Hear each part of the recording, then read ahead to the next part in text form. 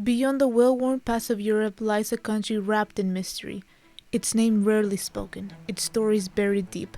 But here, the past breathes through crumbling walls, and the present hums beneath the surface. It's a place of stillness and strength, of memory and motion. You won't stumble upon it by accident, but if you're listening, truly listening, it might just find you. This is Moldova, where languages shift, borders blur, and time stands still. And it's anything but forgotten. Moldova's story begins long before its name appeared on any map. Located between the borders of Romania and Ukraine, this land has seen empires rise and fall. In the 19th century, it became known as Bessarabia under the Russian rule, and then briefly reunited with Romania after World War I. But by 1940, it was absorbed into the Soviet Union, becoming the Moldavian SSR. When the USSR collapsed in 1991, Moldova declared independence, but with the hard transitionary period. One of the most complex legacies of that era is Transnistria, a narrow strip of land along the Dniester River that declared independence in 1990. Though unrecognized internationally, it operates with its own government, currency, and military, creating a frozen conflict that still shapes Moldova's politics today. Economically, Moldova has faced steep obstacles, limited industry, reliance on remittances, and energy dependence. But now, the opportunities have become more profound, opening up in areas such as agricultural, tech, fashion, and trade. Despite its size, Moldova is a cultural mosaic. Three languages echo its streets: Romanian, which is the official language, Russian, which is widely spoken, and Gagauz, a Turkic tongue spoken in the autonomous region of Gagauzia. This blend reflects its position at the crossroads of Europe and Eurasia. And when it comes to food, nothing says Moldova like its Mama Liga, a golden cornmeal porridge often served with sour cream, cheese, or stewed meats. Simple, hearty, and deeply rooted in tradition. Moldova's winemaking heritage stretches back over 5,000 years. Today, it holds the world's largest wine cellar, Molestimishi, with over 200 kilometers of underground galleries. Wine isn't just a product here, it's a food, a symbol of resilience, celebration, and national pride. And above all, it's the people who leave the deepest impression. Moldovans are known for their warmth, generosity, and a quiet strength shaped by centuries of change. Within recent changes, Moldova is on a fast-track path to join the European Union, with negotiations underway and nearly €2 billion in EU support fueling reforms. Despite pressure from Russia and political hurdles ahead, the country is aiming for full membership by 2030, marking a bold shift towards Europe's future and the country's untapped potential. Today, Moldova is writing a new chapter. Its capital, Chisinau, is one of Europe's smallest, but it pulses with creativity, history, and ambition. Since the war in Ukraine, Moldova has become a vital transit country for refugees, offering shelter and support despite its own limited resources. From monasteries carved into cliffs, rolling vineyards, and vibrant festivals, it encompasses many wonderful sights, rich with spirit and the promise of transformation. But how did we end up here in the first place? For our capstone project at NC State University, we paired up with a non-profit social enterprise to expand its impact on a larger scale. Edujoc is Moldova's first toy museum, bringing on exciting possibilities yet challenges of its own. We were tasked with implementing their digital presence for our US audience, with our goals centered around social media growth, website redesign, and fundraising support. With the support of the Social and Sustainable Entrepreneurship Program and Entrepreneurship Clinic at NC State, a trip to visit and work hands-on with the museum suddenly became a reality. From that moment on, we were determined on making it happen. This was the start of an unforgettable connection. Our assignment? Partner with the founders of Moldova's first toy museum to help them build a digital future. And from there, turn a room full of toys into a global conversation. You guys want to say hi? You guys want to introduce yourself? Igor, I'm a father of two. You're also mother of two, yeah? It happens that we have common kids. I'm a co-founder of Edujoc, and I'm an engineer. I love to play with kids. Hello, my name is Victoria. I'm a social entrepreneur. I'm a playful expert. I'm a project coordinator. To start us off, I wanted to ask you guys, why did you start the museum? First of all, in Moldova, we don't have a toy museum. In order to show to my kids how we used to play when we didn't have technology, internet, phones, I need to take them to the flea market and to show this was like some similar toys that we used to have. So that's why I did had small collection of badges, around 5,000. And Small collection. also Victoria had a collection of dolls. But when I got to North Carolina, it was one of my first things that I asked my hosts, take me to a flea market. I discovered Lionel trains and I fell in love, like, oh, this will look amazing in our room, in our workshop.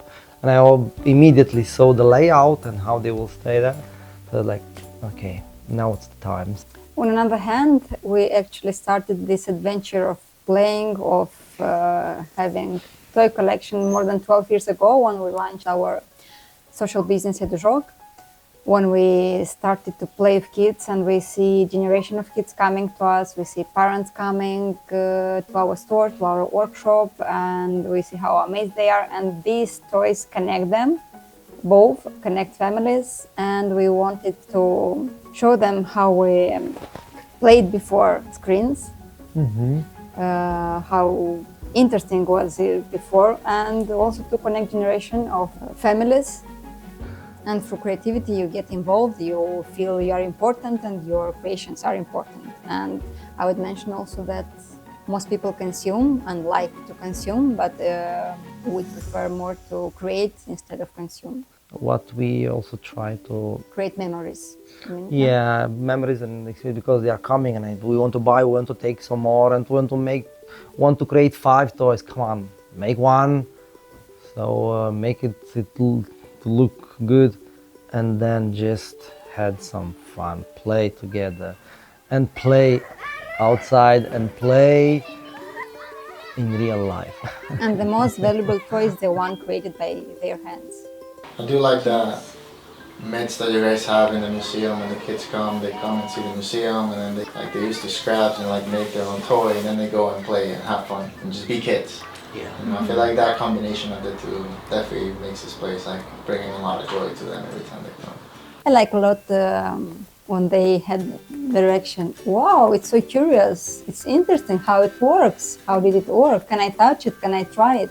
So when we wake up their curiosity, we are very happy when we hear wows and that they put more questions and they are curious.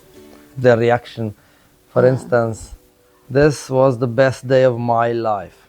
I wish that this day never ends. One of the last group, there were 2 guys who were saying like, when I grew up, I'll buy this place. And teachers, this is like jungle, in a good way. Oh, you let them scream. Oh, you let them, in a good way also, I mean, to scream, because usually they say, oh, don't scream, don't say it, don't To scream. release their emotions. To be kids. To big kids, To big kids, agree, yeah. We notice a lot of time when they hear us how we communicate with kids, they are shocked. They are shocked. The fact that they know so little about the kids and about what kids are doing outside the school time when they are with screens. So I heard a lot of teachers saying that we have to change curricula, we have to adapt the system because it's not up to date. Kids that usually in schools are the most shy, and I can barely hear the voice. Here they were so loud and they interact so much, and like we thought that they had a problem, and now we see that we have maybe wrong ways of communicating, relationing, and involving there. How can the people outside of Moldova support your mission? Through donations, awareness, or partnerships? How can they help support what you're trying to do here? At the moment, our biggest need are toys, are all toys, because we invested a lot, even if it's a small room. What we really need, collaboration with some museums, some collectors, with people who have old toys, especially toys with stories that they can share to us. Then you saw the new place. It's a lot of work there. Property. Yeah. Yeah, it feels like fingerprints. You can't Oh.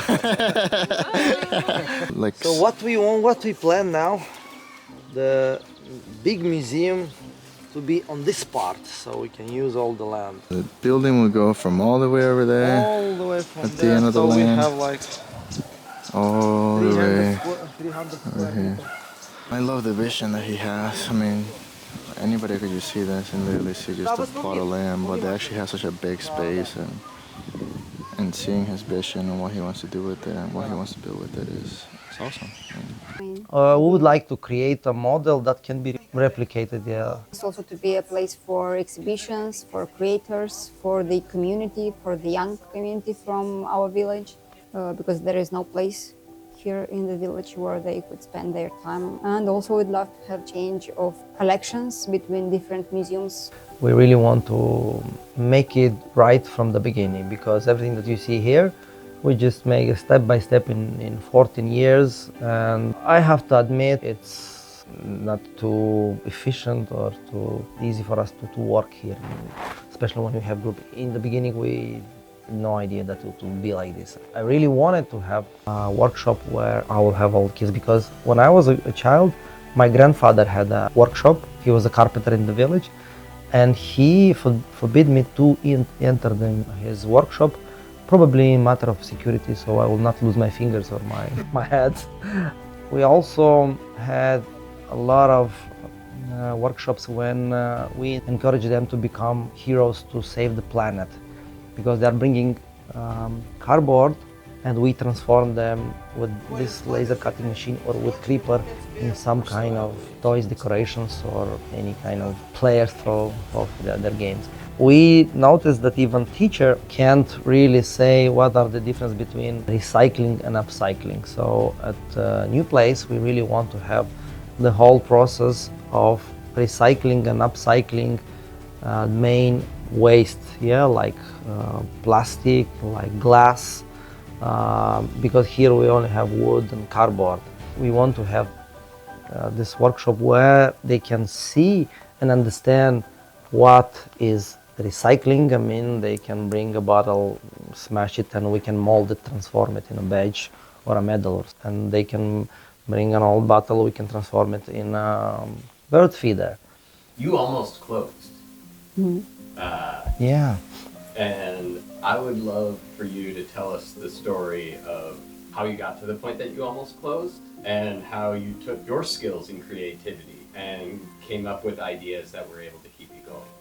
Yeah, so after the Russian full-scale invasion in Ukraine, we had more than 3 months when we had 0 sales at the store, but we still have to pay salaries and rent. At one point, we decided that probably it will be it for this business, because we could not see how people will come back to the store and start to pay for our products or for our services.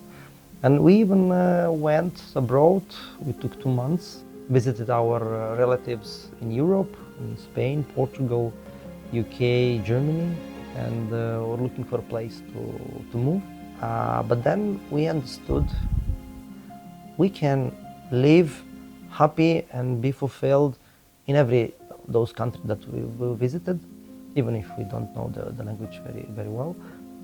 But the impact that we generate, the fact that we feel fulfilled and we feel useful and we feel that we are part of something important was in only Moldova.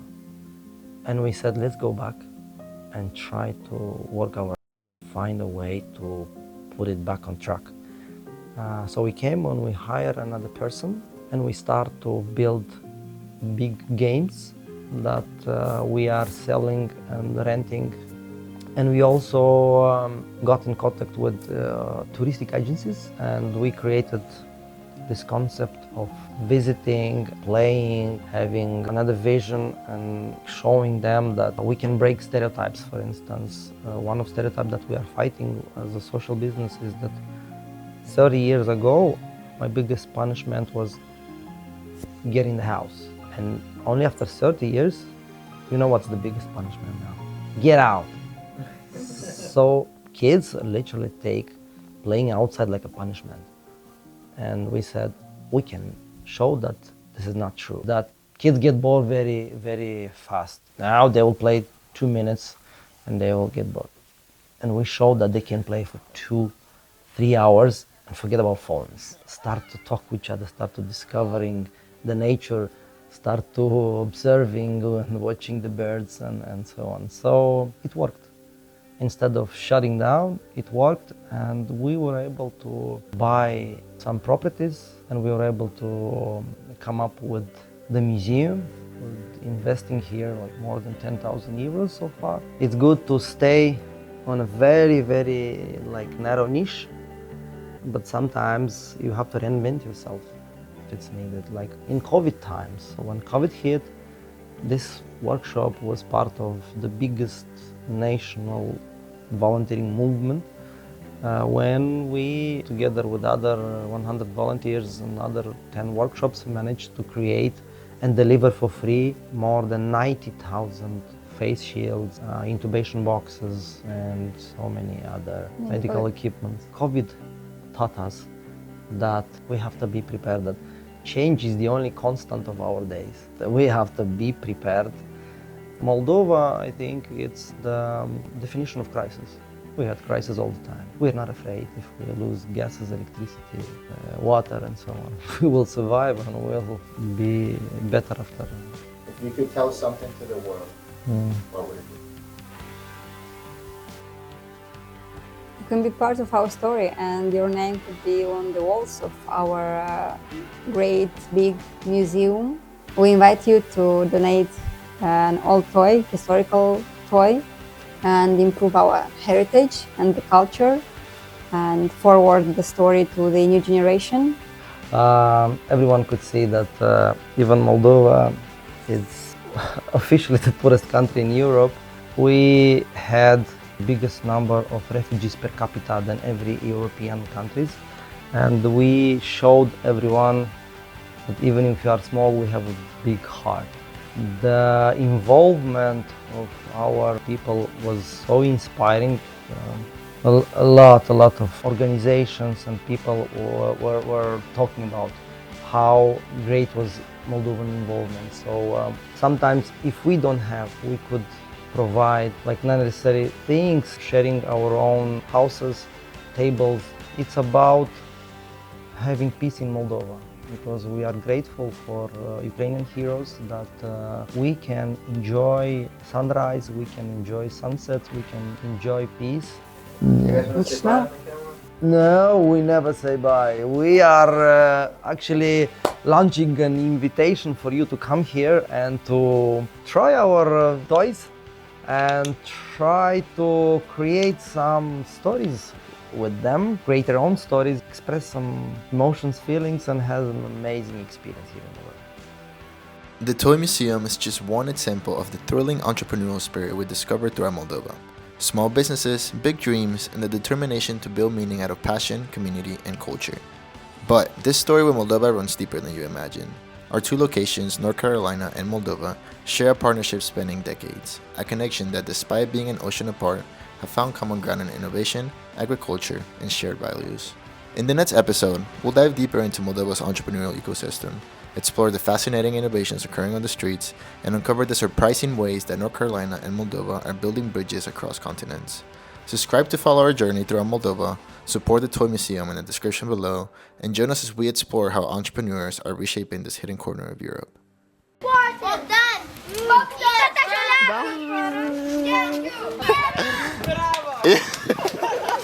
Yeah.